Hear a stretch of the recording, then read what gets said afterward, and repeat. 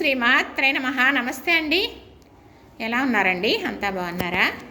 మరి మీ ఎదురుగా వినాయకుడు లడ్డు కనిపిస్తుంది కదా, మరి మా వీధిలో వినాయకుడు, మరి ఆ పందిట్లో లడ్డు అయితే పాడుకోవడం జరిగిందండి.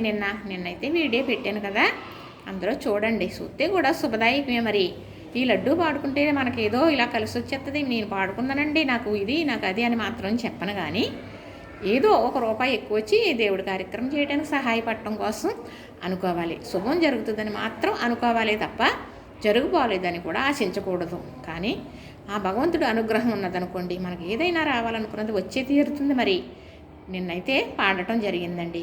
రాత్రి అయితే పిల్లలు తీసుకొచ్చారు, హారతిచ్చి ఆహ్వానించాను. చక్కగా దేవుడి మందిరం దగ్గర పెట్టి దీపారాధన కూడా చేసేసుకున్నామండి. ఈరోజైతే ఎడగొట్టేసి పంచిపెట్టేద్దామని మరి మీకు ఆ కార్యక్రమం చూపించడానికి ఈ వీడియో చేస్తున్నానండి. చక్కగా 9500కి పాటకి వెళ్ళిందండి. సరే, మరి నేను అసలు పాడాలని అనుకోలేదు, మరి కానీ వెళ్ళిన తర్వాత టైం అనేది మరి నా కొరకే వచ్చింది. సరే, మనకి ఏ టైంకి ఏది రాదలుసుకున్నదో అది వచ్చే తీరుతుంది కదా, అదే జరిగిందండి. చక్కగా అయితే లడ్డు తీసేస్తామండి. ఇదిగోనండి, చక్కగా మేనగోళ్ళు అలాగా ఓపెన్ చేస్తుందండి. అది ఇప్పుడు ఈ బేషన్లోకి మార్చేయాలి.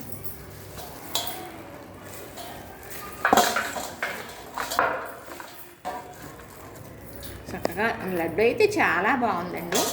మరి వెంటనే తీసుకురావడం, మండపంలో పెట్టడం, పాట పెట్టడం జరిగింది. ఎందుకనంటే మరి నిన్న భోజనాలు జరిగినాయండి, శుక్రవారం అనమాట. ఎప్పుడు మరి గణపతి పందిళ్ళలో వేయడం ఒక 20 సంవత్సరాల పైనుంచి జరుగుతుంది, కానీ పులిహార ప్రసాదం చేసి పంచిపెట్టేవారు.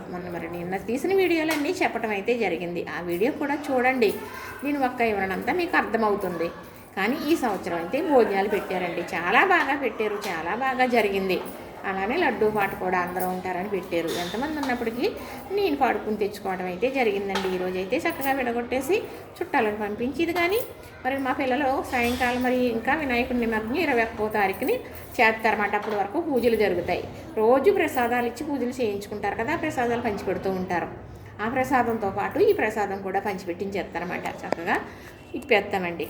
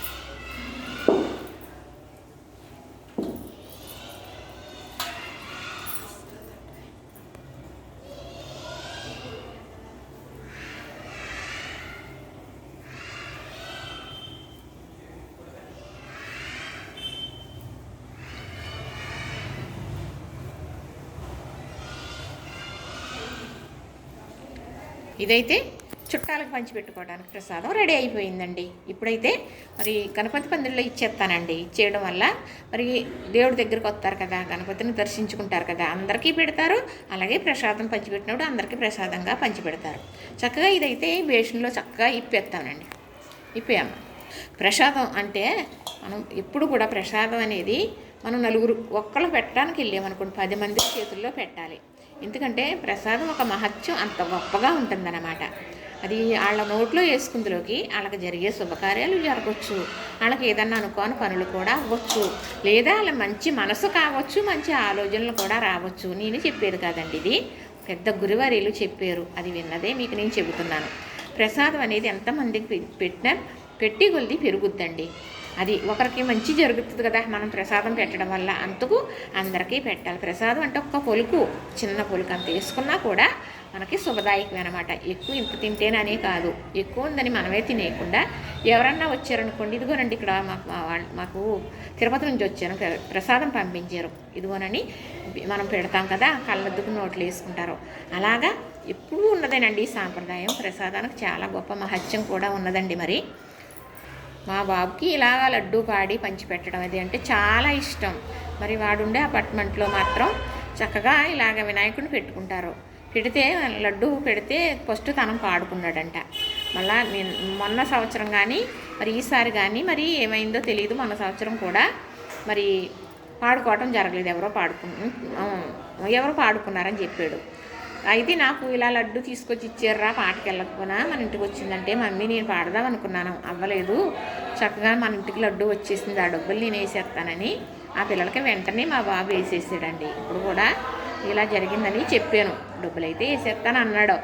అంటే మనం ₹1 నేను ఎన్ని మాటలు ఇంటికి చెబుతున్నానంటే ప్రతి ఒక్కళ్ళము ఒక్కొక్క చెయ్యి ఎత్తేనే అక్కడ తలపెట్టిన కార్యం గొట్టెక్కుతుంది కదండి. అది దేవుడు అంటే వచ్చి చేయడు కదా, దేవుడిని నిర్మించుకుని మనమే చేయాలి ఏదైనా కదా. ఎప్పుడు కూడా దేవుడికి ₹10 వచ్చి పెట్టామనుకోండి మనకి ₹1,00,00,000 ఆయన ఇస్తాడు.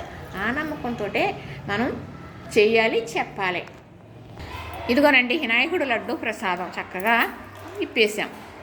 మరి పందిట్లోకేమో ఒకటి ఇచ్చేస్తామండి. ఇవి చుట్టాలకి మరి తెలిసిన వాళ్ళకి పంచిపెట్టుకోవడానికి ఇది రెండు భాగాలు చేసేసాను చక్కగా. అయితే ఇది ఎక్కువ తీసేమండి, ఇది బేస్ను, ఇది పళ్ళు, ఎందుకంటే పంచిపెట్టుకోవడానికి ఎక్కువ మందికి రావాలి కాబట్టి అది అలా తీసాం. ఇది కొంచెం కొంచెం నేను కవర్లో వేసి పంచిపెట్టుకోవడానికి బాగుంటుందని. ప్రసాదం అనేటప్పటికి అయిపోయిందనుకోండి అప్పుడు కూడా అడుగుతారు మరి వీళ్ళు, అలాంటప్పుడు కూడా పెట్టాలి కదా. నేను ఫ్రిడ్జ్లో పెట్టి మరి ఎంతమందికి అందుతుందో అంతమందికి అందజేస్తాను. ఇదేనండి మా వినాయకుడు లడ్డు ప్రసాదం పంచిపెట్టే విధానం. చక్కగా మరి వాళ్ళు చేసుకుంటారండి. చూసారా, నచ్చిందా? లైక్ చేయండి, షేర్ చేయండి, సబ్స్క్రైబ్ కూడా చేసేయండి. ఇలా వినాయకుడు లడ్డు ప్రసాదం వచ్చిన తర్వాత మరి ఎలానంటే చాలామందికి పంట చేలు ఉంటాయండి, ఆ చేలో కూడా కొంచెం జిమ్ముతారండి పట్టుకెళ్ళి. భగవంతుడి మీద నమ్మకం, ఎందుకంటే చేను బాగా పండేస్తుందనంట. ఈ సంవత్సరం లడ్డూ పాడుకుంటే మాకు చాలా బాగుందండి, మళ్ళాసారి ఎంతైనా పాడుకోవాలి అని అలా పోటీకి వెళ్ళి పాడుకుని ₹10 భగవంతుడికి వచ్చేలాగా చేయడం వల్ల గొప్ప శుభదాయకం అండి. అంతే, ఇదేనండి నేను చెప్పేది. దీని గురించి మీకు ఎవరికన్నా ఏమన్నా తెలిస్తే కామెంట్లో పెట్టండి. మరి లైక్ చేయండి, షేర్ చేయండి, సబ్స్క్రైబ్ కూడా చేసేయండి.